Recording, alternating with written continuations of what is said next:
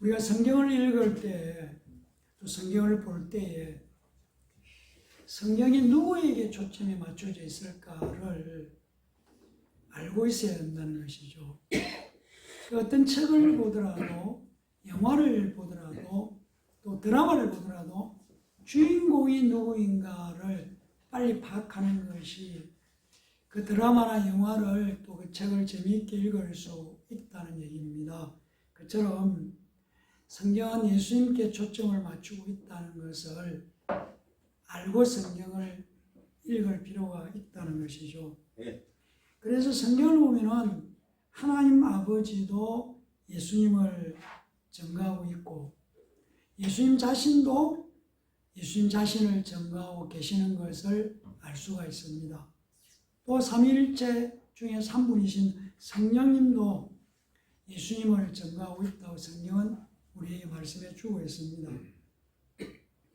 그래서 성경은 예수님에 대해서 말씀하고 있다. 이것이 중요하다는 것이죠. 그래서 우리가 잘 아는 구약에 나오는 아브라함도 예수님을 말하고 있고 또 구약에 나오는 모세도 예수님을 말하고 또 예수님을 따라다녔던 제자들도 당연히 또 예수님을 말씀하고 있습니다. 그리고 우리가 알고 있는 우주 전체가 예수님을 말하고 예수님의 초점을 맞추고 있다는 것을 우리가 알 필요가 있다는 것이죠. 그래서 성경의 주인공은 바로 예수 그리스도다라는 것입니다. 우리가 만약에 성경을 읽고 있을 때에 주인공이 바로 예수님이라는 것을 놓쳐버리면은 성경을 기록한 하나님의 의도, 성경을 우리에게 주신 하나님의 계획, 사정 이런 것을 발견할 수가 없다는 것입니다. 이런 말씀을 지난주에 한 주간 성경의 주인공이 예수님이다. 성경을 통해서 예수님을 봐야 된다. 읽어야 한다. 그런 말씀을 나누었습니다. 그리고 또 성경은 새 영적 존재에 대해서 말씀하고 있습니다. 그러니까 성경에는 새 영적 존재가 어떻게 어떤 일들이 일어나고 있는가를 말하고 있는 것이 성경의 또 내용이라는 것도 우리는 오늘 한번 살펴보려고 합니다. 그러니까 새 영적 존재 이러면은 첫 번째는 삼위일체 하나님을 우리 말할 수 있습니다. 그리고 저와 여러분 인간이 또 영적 존재라는 얘기고 또 하나의 존재가 있습니다. 타락한 천사, 마귀라고 하고 사탄이라고 하는 이 존재도 영적 존재라는 것입니다. 하나님은 영이시고 영원히 계신 분이고 영원 전부터 영원까지 계시는 분. 그래서 요한복음 4장 24절은 하나님은 영이시니 예배하는 자가 영과 진리로 예배하라. 이렇게 말씀을 하고 있습니다. 그래서 하나님은 영이시라는 얘기입니다. 그래서 눈에 보이지 않죠. 영은 눈에 보이지를 않습니다. 볼 수가 없다는 것이죠. 우리가 아는 것처럼 사탄, 마귀는 하나님께서 처음에 천사로 창조된 하나님이 만든 존재였다는 것이죠. 그래서 우리가 성경을 보면은 이 마귀가 처음에는 아주 아름답고 또 정교하게 창조되었는데 이 천사가 하나님이 되고 싶어서 교만해져서 하나님을 반역하는 자가 되어버렸다고 성경은 우리에게 말해주고 있습니다. 그리고 반역자가 된 하나님을 반역해서 사단이라는 말이 반역자라는 뜻이니까 이 사단은 하나님의 형상을 따라 하나님의 모양대로 창조된 인간을 자기의 종으로 만들려고 꼬셨습니다. 그래서 인간이 바로 사단에게 쏘아 넘어가게 되었고 그때부터 세상을 지배하는 세상 임금이 사단이 되어서 왕노릇하게 되었다는 것입니다.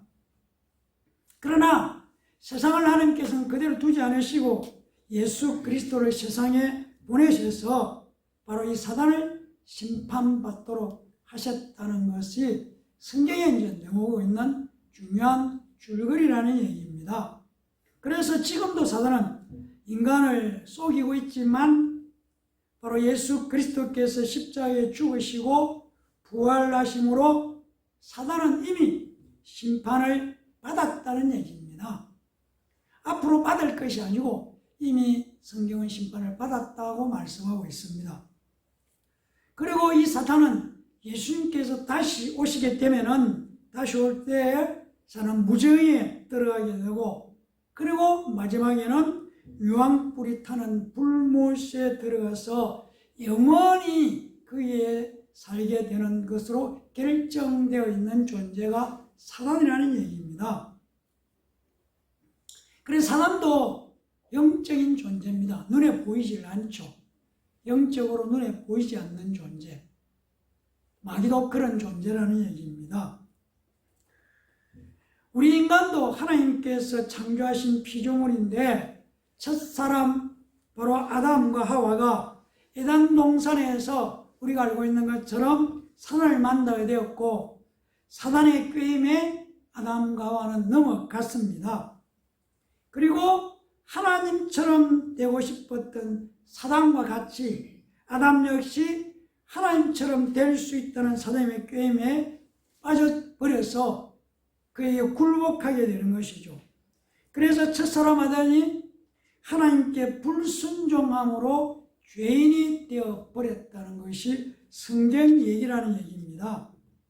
그래서 그 아담 때문에 아담 이후에 모든 사람이 죄인이 되어버렸다. 성경은 우리에게 이렇게 말씀해 주고 있습니다. 그런데 하나님이신 예수님이 이 세상에 오셔서 우리의 죄, 불순종했던 그 아담으로부터 연결되어 있는 죄를 담당하시고 십자가에 못 박히시고 피 흘려 죽으셨고 그리고 사흘 만에 부활하셔서 하나님 우편으로 가셨습니다. 지금은 하나님 우편에 계시는 것이죠.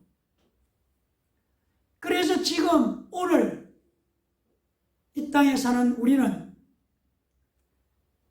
예수님의 죽으신 사건, 십자가의 사건과 부활하신 사건에 대해서 관심을 갖게 되는 것이고 그것에 관심을 집중하는 것이 우리가 당연히 그리스도인으로 가져야 될 태도라는 것이죠.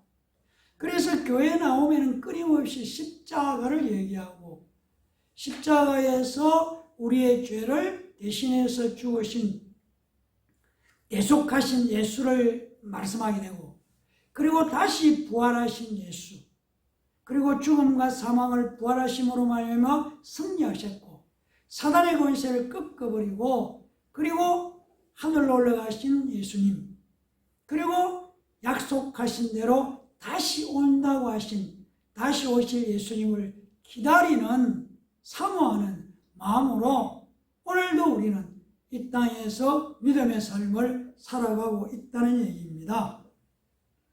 그러니까 예수님의 십자가에 죽으신 부활하신 사건은 사단과 인간에게 결정적인 계기를 만든 사건이라는 얘기입니다. 무엇이냐면은 사단은 예수님의 십자가의 부활의 사건으로 이미 심판을 받아버리는 사건이 되었고 인간은 예수님의 십자가와 부활 사건 앞에서 자기가 자기 인생을 결정을 내려야 되는 중대한 상황 앞에 마주서게 되었다는 얘기입니다.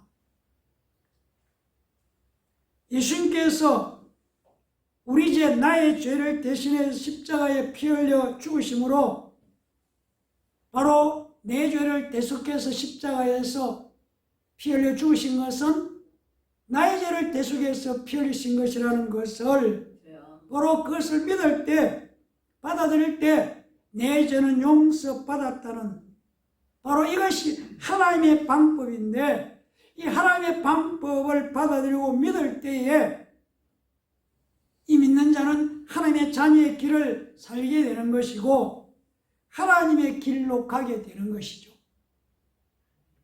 그래서 이것을 믿느냐 믿지 않느냐 그 결정을 우리가 해야 되는 그런 기로에 서 있다는 얘기입니다. 믿는 자에게는 영원한 생명의 길을 걷게 되지만 예수 그리스도를 거부하는 자에게는 사단과 함께 사단의 길을 걸을 수밖에 없다는 것이 성경이 우리에게서 말씀해 주고 있는 내용입니다. 그래서 사단에 함께 사단의 길을 쫓아가는 인간의 마지막은 결국은 불과 유황이 타는 불못으로 사단과 함께 들어가게 되어 있다라고 성경은 우리에게 말해주고 있습니다. 사단의 길은 완전히 결정되어 있죠. 심판받았다 이 말은 이미 예수님 오심으로 말미암아 십자가의 죽으심과 부활로 말미암아 사단의 길은 결정되었습니다.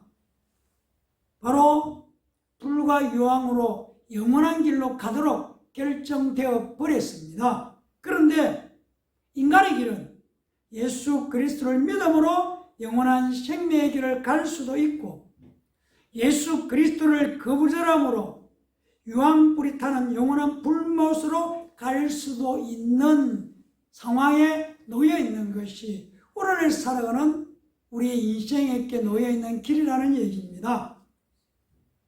그래서 성경은 우리 인간에게 사단에게 계속 속을 것인가 아니면은 하나님의 순종에서 돌아올 것인가 결정하라고 우리에게 요구하고 있는 것이 성경이 오늘날 우리에게 말하고 있는 중요한 내용이죠.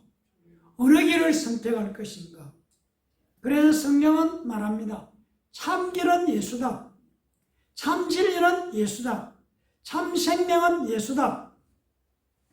그렇게 가야 할 길을 우리에게 확실하게 가르쳐 주고 있습니다. 성경은 인간이 영원한 생명을 가지고 영원히 행복하게 사는 길을 분명히 가르쳐 주고 알려주고 우리를 권하고 돌아오라고 이 길을 가라고 수없이 계속해서 말씀하고 있는 것이 성경이라는 것을 우리가 가슴에 품고 성경을 가까이 할 필요가 있다는 얘기입니다. 오늘 우리가 본문에서 읽지 않았지만 8장 2절을 보면은 이렇게 말씀하고 있습니다. 이는 그리스도 예수 안에 있는 생명의 성령의 법이 죄와 사망의 법에서 너희를 해방했다. 이렇게 말씀하고 있습니다. 무슨 말입니까? 성령이 우리를 죄와 사망의 지배하에서 지배에 놓여 있는 우리를 해방시켜 버렸다. 해방시켜 주었다. 해방시켰다. 이렇게 말씀하고 있습니다. 이 말씀은 예수 믿는 우리에게는 완전히 새로운 세계가 열렸다는 얘기입니다. 바로 성령 하나님의 역사로 말미암아 우리에게 완전히 지금까지 예수를 모르던 그 상황과 예전과는 다른 새로운 세계가 열렸다. 이것을 고린도후서 5장 17절은 누구든지 그리스도 안에 있으면 새로운 피조물이라 이전 것은 지나갔으니 보라 새 것이 되었다. 새로워졌다. 이전 것은 지나갔다. 다시 돌아갈 수 없다. 새 것이다. 이렇게 말씀하고 있습니다. 그러니까 죄의 서슬에 매여 살던 죽음의 시대로부터 완전히 해방되었다. 그리고 성령이 우리를 이끌어가는 성리의 시대를 살게 되었다. 이렇게 말씀하고 있습니다. 우리가 알아야 되는 것이죠. 내가 예수 그리스도를 영접함으로 말미암아 내 안에 예수님이 계심으로 말미암아 나는 매일매일 예수 그리스도 안에서 승리의 삶을 살 수 있는 자가 되었다, 변화되었다 라는 것을 가져야 되는 것이죠. 사단은 끊임없이 우리를 보고 그렇지 않다고 계속해서 우리를 공격하죠. 우리의 생각을 통해서 너의 삶의 방법이 이전과 조금도 달라지지 않았지 않느냐. 그러면서 여전히 너는 죄 아래 있는 자야. 죄의 권세에 눌려있다고 계속해서 우리의 길을, 우리의 마음의 소리에다가 속삭이는 거죠. 그러나 성경은 말합니다. 하나님께서 우리에게 말씀합니다.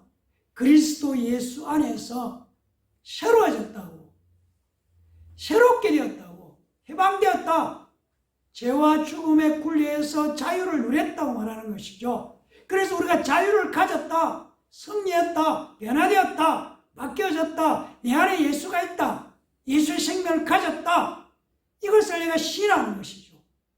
거기에 기울, 사단이 나에게 자꾸 한다는 그 소리에 기울이는 것이 아니고 나는 바뀌어진 사람이다, 변화된 사람이다, 내 안에 예수가 있고 성령이 내 안에 역사하고 있다 라고 스스로에게 다짐하면서 나는 이길 수 있고 나는 죄를 물릴 수 있고 내 힘이 아니라 예수 이름으로 당연히 유혹을 물리칠 수 있다 라는 것을 고백하고 그걸 받아들이는 것이 믿음이라고 성경은 우리에게 말씀해 주고 있습니다. 아멘. 누가 우리를 구원하셨습니까? 자기 아들을 죄 있는 육신의 모습으로 보내서 육신의 죄를 정하신 분이 누구냐는 것이죠. 하나님이시지 않습니까? 하나님이 우리를 구원하셨습니다.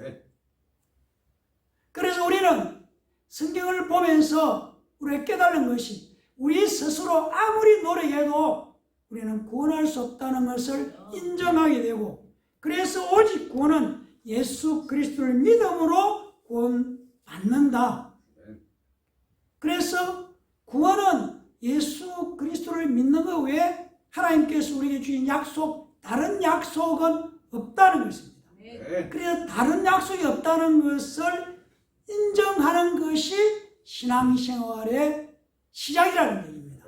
신앙생활은 다른 것으로는, 다른 방법으로는 아무리 애쓰고 노력해도 우리 스스로의 인간의 방법으로는 구원에 이를 수 없다. 구원을 이뤄갈 수 없다. 그래서 예수를 만나야만 된다는 것을 내가 받아들이는 것, 그걸 신하는 것이 신앙생활이라는 것을 우리 잊지 않아야 되는 것이죠. 신앙생활 하면은 자꾸만 다른 것들에 대해서 관심을 갖죠. 어떻게 하는 것이 교회생활인가? 어떻게 무언가를 하는 것이 교회생활인가? 교회생활이 중요한 것이 아니고 내가 예수를 믿음으로 구원 얻는 것이 중요한 것이죠. 성경은 그 얘기를 하고 있습니다. 성경은 교회생활을 이렇게 해라 라는 것에 많은 얘기를 하고 있지 않습니다. 오직 예수를 믿어야만 구원받는다. 네가 예수를 영접했다면 너는 하나님의 자녀다. 그 사실을 잊지 마라. 그러면서 신앙생활을 하라고 우리에게 말씀해 주고 있다는 것이죠. 그래서 오늘 우리가 읽은 5절에서 11절 말씀을 우리가 살펴보면 이런 말씀이지 않습니까? 육신을 따르는 자는 육신의 일을, 영을 따르는 자는 영의 일을 생각한다. 그렇게 말합니다. 그러니까 육신을 따르는 삶, 성령을 따르는 삶이 어떤 것인가를 말씀하고 있다는 얘기입니다. 쉽게 말씀드려서 육신의 생각은 타락한 인간의 본성으로 끊임없이 욕망하고 자기 만족을 채우려는 것이죠. 다르게 말씀하면 이 부분을 고린도후서 10장 5절은 하나님을 대적하여 높아진 것이다. 그렇게 말합니다. 육신을 따르는 것, 육신의 생각, 바로 하나님처럼 되고 싶었던, 하나님과 같이 되고 싶었던 것이 자리 잡고 있는 것 속에 남겨져 있는 것이 바로 육신의 생각이다. 하나님처럼, 하나님을 대적해서 하나님같이 높아지고 싶어하는 것, 인간이 거기에 있다는 얘기입니다. 우리 속에 끊임없이 높아지고 싶고 더 높은 곳에 가기를 원하는 욕망이 있다는 얘기입니다. 바로 하나님처럼 되고 싶었던 사단과 같이 아담 역시 하나님처럼 될 수 있다는 바로 그 사단의 꾀임에 빠져버렸던 것입니다. 그 욕망이 인간 마음속에, 육신의 생각 속에, 육신을 따라 사는 사람들의 생각에 자리 잡고 있다는 얘기입니다. 그래서 첫사람 아담은 하나님의 말씀에 불순종했습니다. 그래서 성경은 이 육신의 생각을 하나님과 원수되는 것이다 이렇게 말씀하고 있습니다. 그러면서 7절은 이렇게 말합니다. 우리가 이런 육신의 생각은 하나님과 원수가 되나니 이는 하나님의 법에 굴복하지 아니할 뿐 아니라 할 수도 없다. 이렇게 말씀합니다.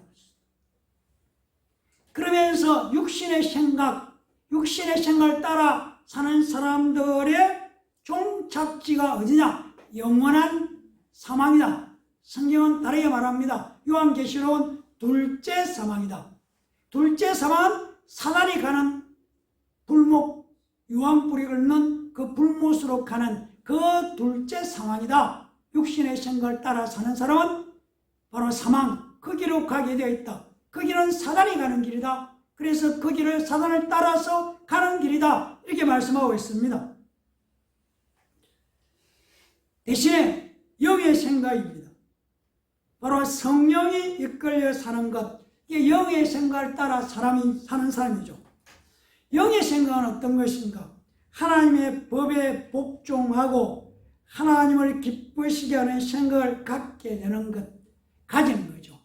어떻게 하는 것이 하나님을 기쁘시게 하는 것인가? 성령에 이끌려 사는 것이고 하나님의 나라에 소망을 두는, 하나님의 나라를 향해 달려가는 멈추지 않는 삶을 영의 생각이라고 말하는 것이죠. 그러면서 9절은 이렇게 말합니다. 만일, 같이 한번 읽어볼까요? 시작. 만일 너희 속에 하나님의 영이 거하시면 너희가 육신에 있지 아니하고 영에 있나니 누구든지 그리스도의 영이 없으면 그리스도의 사람이 아니다. 이렇게 말씀하고 있습니다. 그리스도의 영이 없으면 그리스도의 사람이 아니다. 우리가 그리스도인이라고 말하면, 성도라고 말하면 그리스도의 영이 있다. 성령에 있다는 것을 말합니다. 요한복음 15장 26절은 이렇게 말합니다.